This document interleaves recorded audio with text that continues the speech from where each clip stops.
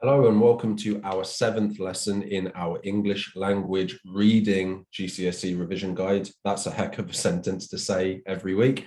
What we're doing in this course is we're going through the reading section of English language. So what that means is it's all of the questions that are on comprehension, comparison, analysis, evaluation, and we're going through how you approach those questions week by week.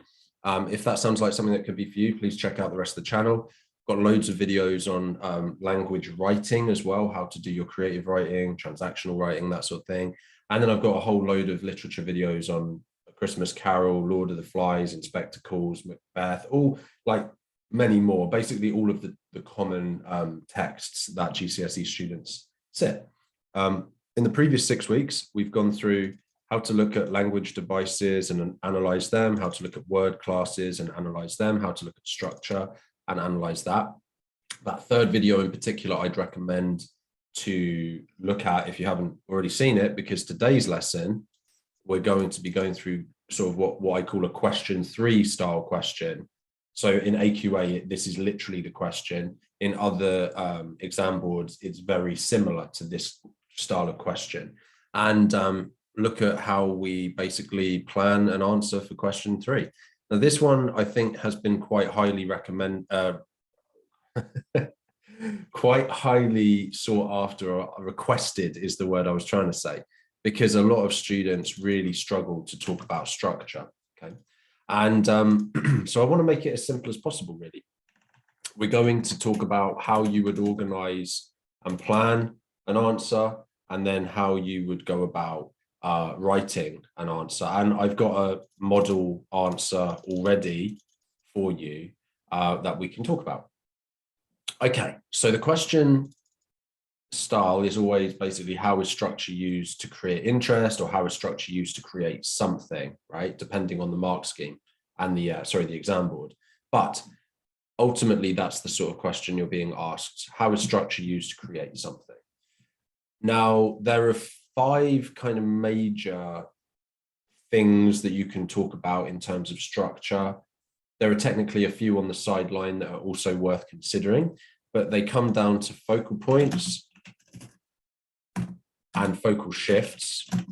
So a focal point is obviously what you're focused on. So let's say we're focused on my pint of water, and then a focal shift would be if I move that out and then we focus on my enormous cup of tea, right? So that's a focal shift. It's 2 focal points. It's the tea and the water, but so they're focal points, but you can shift between the 2.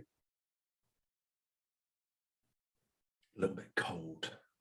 I've actually got 4 drinks on my desk right now. I've got tea, water, lemonade, and orange juice. How ridiculous is that? But that's how much time I spend sat at my desks every day, like teaching and doing these videos. 4 drinks. Okay, enough about my life. So focal points and shifts, first thing. This is also what I'm going to say, a green light, basically. I think that any student of any ability can pick out some focal points and focal shifts. It's literally what your attention is being drawn to. So even if you are a slightly lower ability student, don't give up.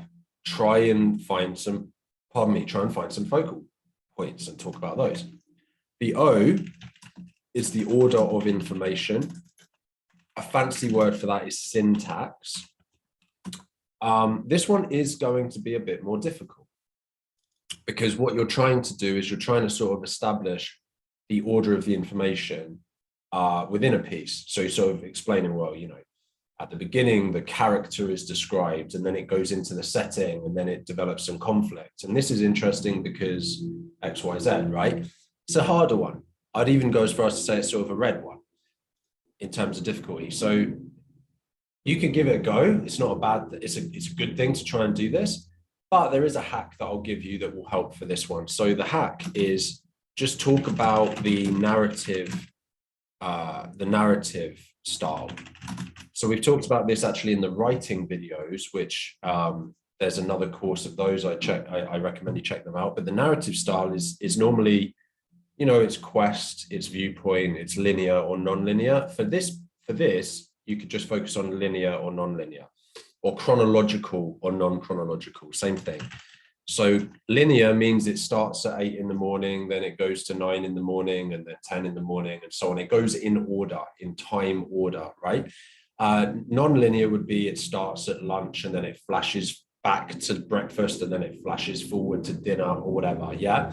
Or it starts in present day and it flashes back to Jurassic Park. No, not Jurassic Park, that was still present day. Flashes back to Jurassic dinosaur times and then it flashes forward to like, I don't know, 2300s and dinosaurs are back. So I don't know. So it's non-chronological. The time is not in order. Now that can really add a lot of interest for the reader. If it's chronological or linear, then it's because it allows you to see. It's really hard to spell non-linear and talk. Sorry. If it's chronological or linear, it's easy to see the action unfold. So you get more invested in that like scene or that moment, right? So that's more interesting. Whereas if it's non-linear, then it probably focuses you in on something specific that you're supposed to sort of question or look at, like a theme or an idea or an object or a character. And then that can be really interesting because it helps to show how something has changed or developed over time. The next three are a bit easier. So the other one that I always recommend all students to try and look at is pace. So look at the pace of the piece. So that's basically the speed. Yeah.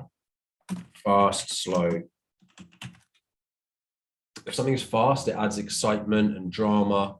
And if it's a negative sort of speed, then obviously anxiety or panic.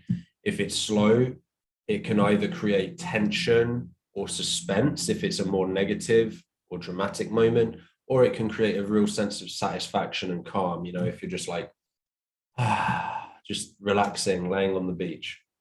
Incidentally, that sigh is roughly the noise I made after I finished my pancakes this morning. They were delicious.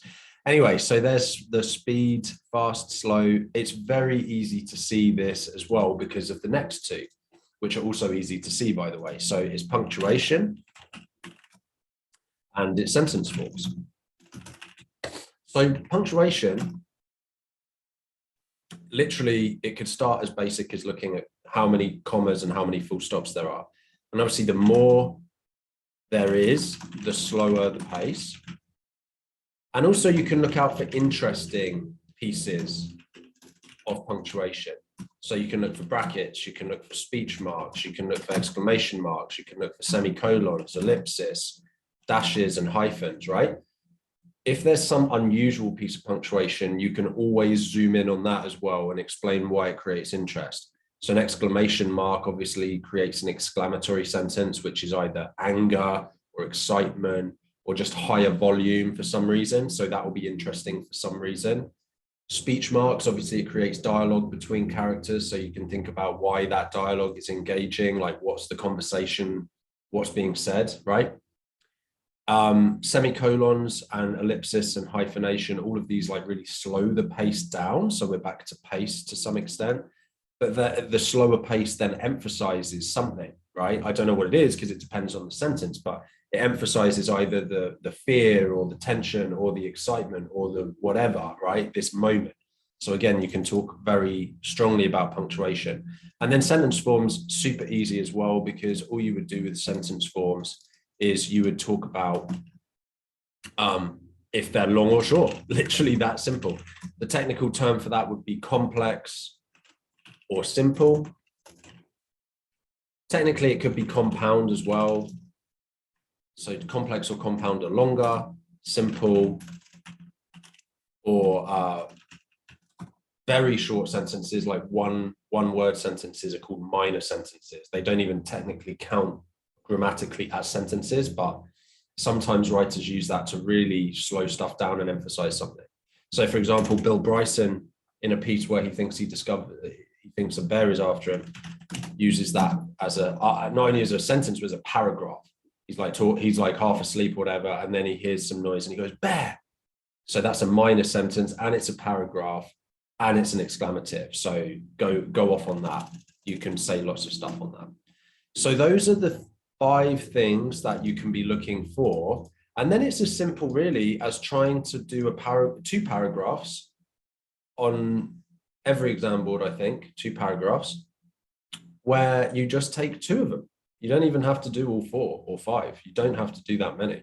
So let's now, there is a video that I have done called question 3 easy method. I would highly recommend you check that out because I go through question 3 in even more detail. But effectively, what I always recommend is your first paragraph should be on focal points and focal shifts, and your second paragraph should be on pace.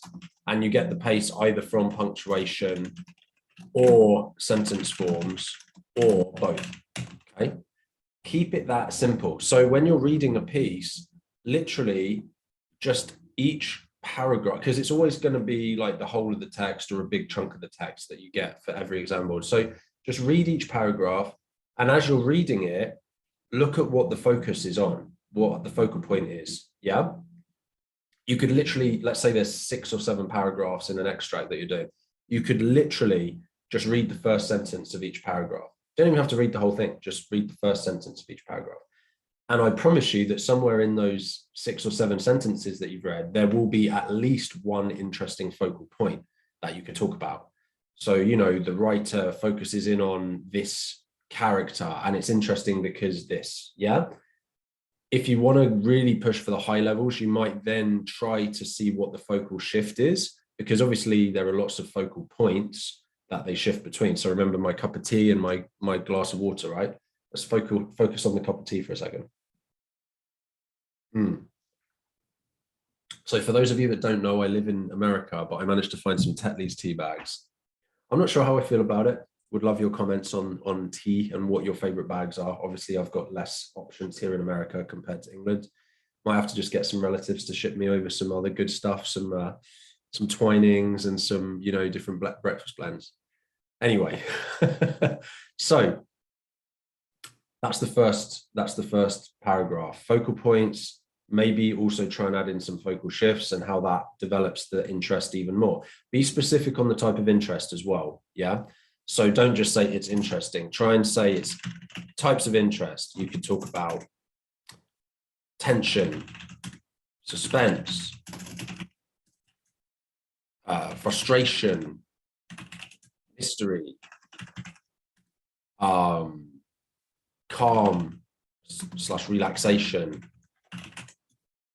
anxiety, excitement. Basically, you name an emotion, it is a type of interest that could be in here, right? So there are 7 off the top of my head, and I could go on, but try and make sure that you plan each paragraph so that you've got, you know, focal point that creates tension, right? As a form of interest for the reader, or pace that creates excitement. And that's going to allow you to really dive in better to how to answer this. So I think that now that we've gone through those recommendations, that's literally it. 1 paragraph on focal points and focal shifts, 1 paragraph on pace, using punctuation or sentence forms or both to help you, right? Keep it simple. Yeah. Let's read a model. So this answer is mostly sort of leaned towards AQA, but like I said, every single mark scheme is very, very similar when it comes to analyzing structure. So even if you're not doing AQA, hopefully this will be pretty useful for you. So the extract begins, pardon me. The extract begins with a dramatic opening sentence. Now, just to be very clear, that also is a dramatic opening focal point. You can say it's an opening sentence, you can say it's an opening focal point or a dramatic focal point, whatever. Like, this is the same thing. It's still talking about focal points here. Then we have a quote from the text. So Hale knew that they meant to murder him. So that's pretty dramatic, right? First line, and we're already talking about murder.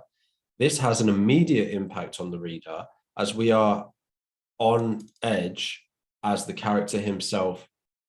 As on edge as the character himself from this foreshadowing of what might come.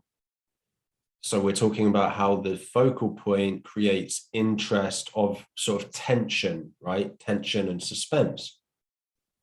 The focus of the extract begins with Hale himself and also ends with Hale alone, and is corrected through the repetition of the focal point of Hale with inky fingers, bitten nails. suggesting hail is central to the plot. So notice that what this candidate has done now is quite interesting. They've talked about how the focal point begins with hail and how throughout the piece, ultimately it shifts around, but it ends with the same focal point of hail. Yeah. And that's interesting when we think about how on edge we are and tense we are about the character, and the fact that we keep coming back to hail, which develops our kind of relationship with the character a bit. Like, we care about hail as we read, we're worried about what will happen to him. The writer structures the text chronologically. So remember, I was talking about linear and non-linear. So this student is flexing a bit and doing order of information, which is kind of the harder one. But so watch in and you could do the same thing. The writer structures the text chronologically to mirror Hale's morning, and there are references to his schedule on lines 11 to 13. Now that's the other thing when you're planning out a question 3. Sometimes you can use quotes, especially if it's a focal point. But if it's to do with pace or it's a larger chunk of text, you can just do line references. That's perfectly acceptable. So lines 11 to 13, and then later on he goes on about line 21 to 22. This lengthy, complex sentence forms suggests how busy and precise Hale's schedule is. However, on lines 21 and 22, there is a further reference to time in the isolated sentence. Yesterday, today, tomorrow. Okay, so do you see how what this student has done is taken order of information, actually linked it to sentence forms? There's nothing wrong with you combining multiple bits of FOPPS, right? You can combine them like they have here, but they're talking about how the chronological choice by the writer helps to show the passage of time. Now, what I would have liked to see in this model, honestly, I'm going to add to this because models can still be improved, is the passage of time in the piece further helps the reader to imagine the unfolding action of Hale and his day, making the piece more interesting and engaging as we get to know him. Yeah, so this candidate didn't do a great job of explicitly explaining why that was interesting, but I've just added that in, and that hopefully helps. And finally, the end focus marks a complete contrast and change of tone in the extract.